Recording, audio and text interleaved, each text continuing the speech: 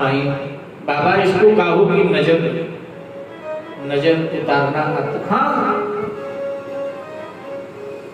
देखो यशोदा रानी, दो तरह से मैं नजर उतारता हूँ। एक तो बालक आपकी गोद में हो और मैं झाड़ फूंक करूं, नजर उतर जाएगी, लेकिन 2-4 दिन बाद फिर किसी को लगे मेरी कोई जिम्मेदारी।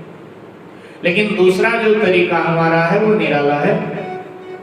एक बार आप अपने लाला को मेरी गोद में दे दो और ये अपनी जटाएं खोल करके आपके लाला के शरीर पर मैं घुमाए दो ना,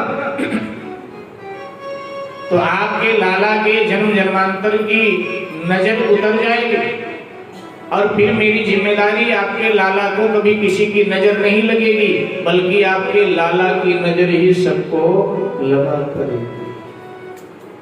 शंकर जी ने सोचा अगर दूर से झाड़ फूंक करूंगा तो भगवान के दर्शन का लाभ मिलेगा, भगवान का चरण में छू नहीं पाऊंगा। अगर हाथ बढ़ाकर चरण छूंगा तो यशोदा चौंक पड़ेगी, चिल्ला पड़ेगी, अरे बाबा क्या करते हो, इतनी उम्र के तुम मेरे नन्हे बच्चे का पांव क्यों छू रहे हो।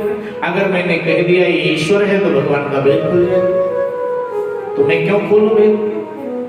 हाँ, अगर मेरी बातों में आकर मैया ने भगवान को मेरे गोद में दे दिया तो फिर तो जटा शरीर पर घुमाने के बहाने पांव छू लूंगा, मैया को खबर नहीं पड़ेगी।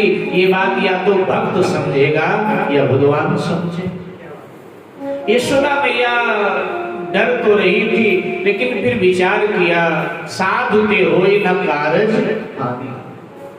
साधु से तो अकल्याण की भावना नहीं करनी चाहिए, साधु तो कल्याण ही करता है। और इस भाव से यशोदा जी ने शिव जी की गोद में कन्हैया को डाल दिया।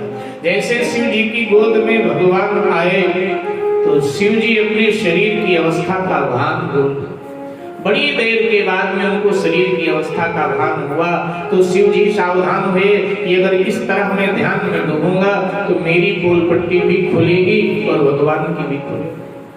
सो शिव जी अब जटाओं को अपने खोलते हैं और भगवान के शरीर पर कई बार घुमाया, इस बहाने चरण छू लिया, दृश्य बदल गया, बाल कृष्ण हंसने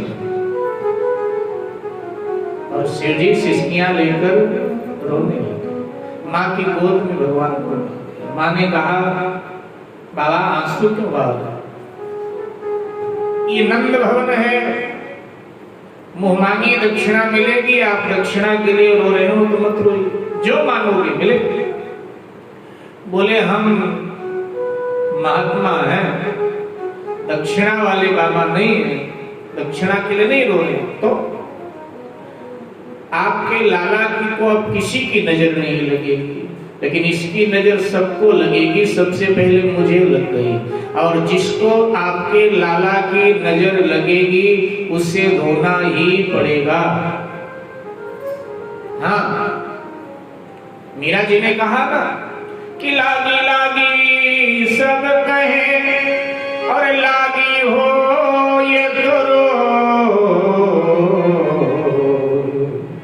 मोको तो ये सो लगी कहावता जो मैं सो जानती प्रेम किए दुख होए तो नगर ढिढोरो पीटती प्रेम करे जिनको, नगर ढिढोरो पीटती प्रेम करे जिनको। कबीर जी कहते हैं कि सुखिया सब संसार है, मीरा को लगी तो रोना पड़ा, कबीर तुलसी जिनको लगी रोना पड़ा। सुखिया सब संसार है, खाए और सोवे, और दुखिया दास कबीर है, जागे